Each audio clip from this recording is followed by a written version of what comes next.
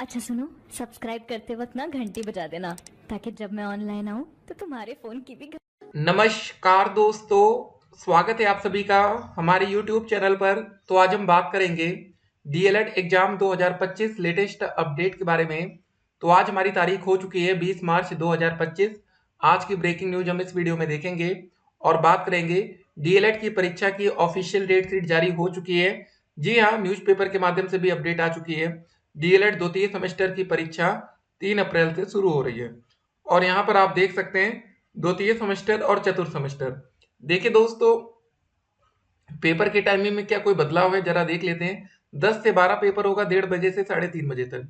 फिर दोस्तों विज्ञान का पेपर वही 10 से 11, गणित का पेपर 11:30 से 12:30, सामाजिक अध्ययन का 2 से 4, उसके बाद हिंदी का पेपर 10 से 11 और 11:30 से 12:30 होगा इंग्लिश का पेपर। याद रखिए दोस्तों, ये इंग्लिश का पेपर इंपॉर्टेंट होता है सेकंड सेमेस्टर में। गणित, ये दो सब्जेक्ट में बैक ज्यादा आती है सेकंड में। अगर फोर्थ सेमेस्टर में जाए तो गणित और अंग्रेजी। जी हाँ, पेपर की टाइमिंग वही आपको जो दिख रही है वही सेम टू सेम रहने वाली है। ठीक है, लेकिन एक बात का आपको ध्यान रखना, जो बच्चे बैक पेपर वाले छात्र हैं, काफी पहले जिन बच्चों की बैक लग गई थी या किसी वजह से पेपर नहीं दिए थे, तो वो जरा यहाँ पर टाइमिंग पर ध्यान देंगे। क्योंकि पहले दोस्तों जो पेपर होता था 10 से 12 होता था और 2 से 4 होता था। अब ये पेपर 1:30 से कर दिया गया, 1:30 से 3:30। ठीक है, पहले की टाइम टेबल ज़्यादा अच्छी थी, लेकिन पेपर लीक के चक्कर में ना इसको सब चेंज किया गया है। अब दोस्तों देखिए, जो प्रथम सेमेस्टर परीक्षा डेट शीट होगी, अब उसका भी लगभग लगभग यहाँ पर क्लियर हो चुका है कि अब आपका पेपर कब होगा। अभी दोस्तों आपका पेपर चौथे महीने में हो रहा, तो यहाँ से 6 महीना जोड़ लेंगे तो लगभग आपका पेपर सितंबर अक्टूबर तक चला जाएगा। ठीक है, तो काफी ज्यादा लेट लतीफी आपको देखने को मिल सकती है। आपका पेपर दीपावली पर्व के आसपास होने की प्रबल संभावना रहेगी।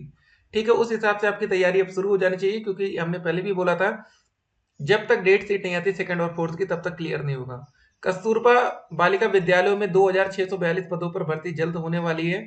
कस्तूरबा गांधी बालिका विद्यालयों में विभिन्न पदों पर जल्द ही बड़े पैमाने पर भर्तियां होंगी। कुल 2642 पदों पर होने वाली इन नियुक्तियों में महिलाओं को शीर्ष प्राथमिकता दी जाएगी। विभिन्न विषयों के शिक्षक एवं लेखाकार समेत सहायक रसोइयों के पद पूर्णकालिक हैं, जबकि कंप्यूटर कला एवं क्राफ्ट व शारीरिक शिक्षा के शिक्षक का पद अंशकालिक है। लैब असिस्टेंट, कार्यालय अधीक्षक, स्टोर कीपर, केयर टेकर, चपरासी आदि के पदों पर भी नियुक्तियां होंगी। सभी पद मानदेय के हैं।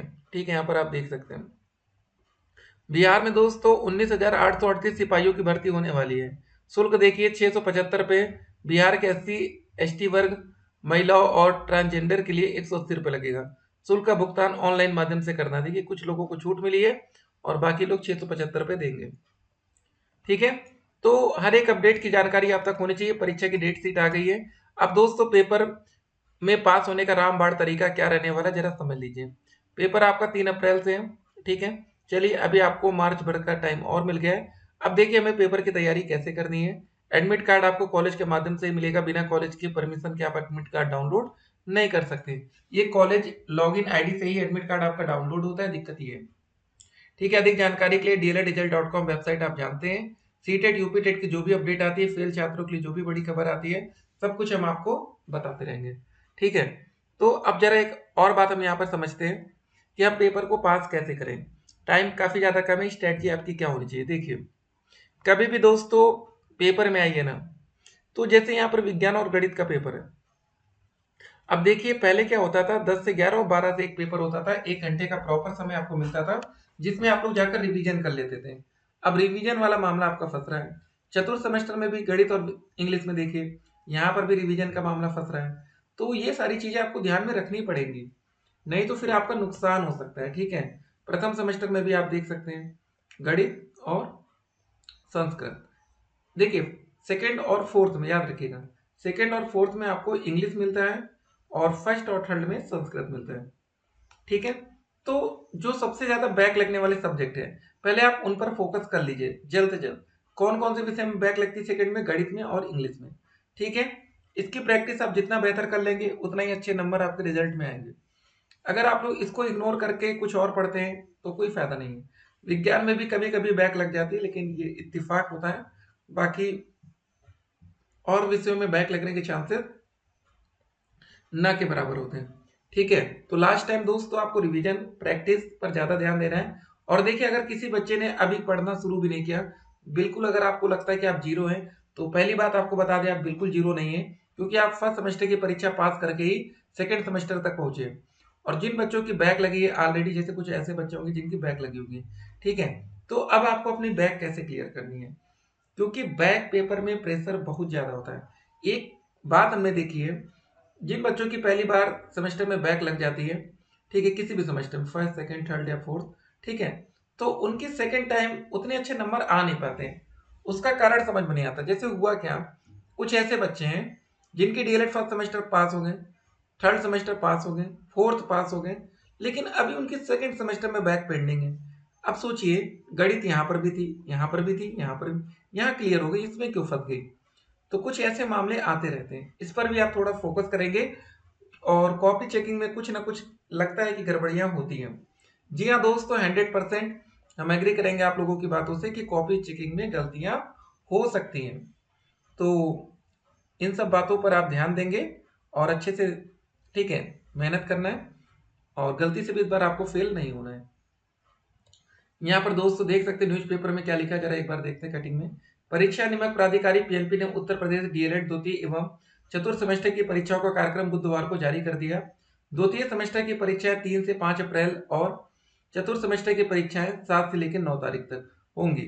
सचिव परीक्षा नियामक प्राधिकारी अनिल भूषण चतुर्वेदी की ओर से जारी नोटिफिकेशन के अनुसार द्वितीय सेमेस्टर प्रथम प्रश्न पत्र वर्तमान भारतीय समाज एवं प्रारंभिक शिक्षा की परीक्षा 3 अप्रैल को सुबह 10 बजे से लेकर दोपहर 12 बजे और द्वितीय प्रश्न पत्र प्रारंभिक शिक्षा के नवीन प्रयास का पेपर दोपहर 1:30 बजे से लेकर 3:30 बजे तक होगा। ठीक है, ये दोस्तों पेपर की पूरी टाइमिंग दी गई है। चलिए, अच्छी बात है, और इस हिसाब से आप लोग तैयारी में लगेंगे। और दोस्तों यूपी टेट की ऑफिशियल वेबसाइट देख सकते हैं, 20 मार्च दिन है गुरुवार का, यहाँ तक की अपडेट्स है। और क्या हो रहा है यहाँ पर अभी कुछ आपको देखने को नहीं मिल रहा है। परीक्षा नियामक प्राधिकारी पीएनपी, यहाँ पर दोस्तों डीएलएड एडमिशन में जो डायरेक्ट एडमिशन का प्रोसेस है वो शुरू नहीं किया गया। अब देखिए दोस्तों, डीएलएड की परीक्षा डेट सीट आ चुकी है, तो हो सकता है कि पीएनपी भी, एक और बात, अगर डायरेक्ट एडमिशन लेना है तो उसकी नोटिस दी जा सकती है।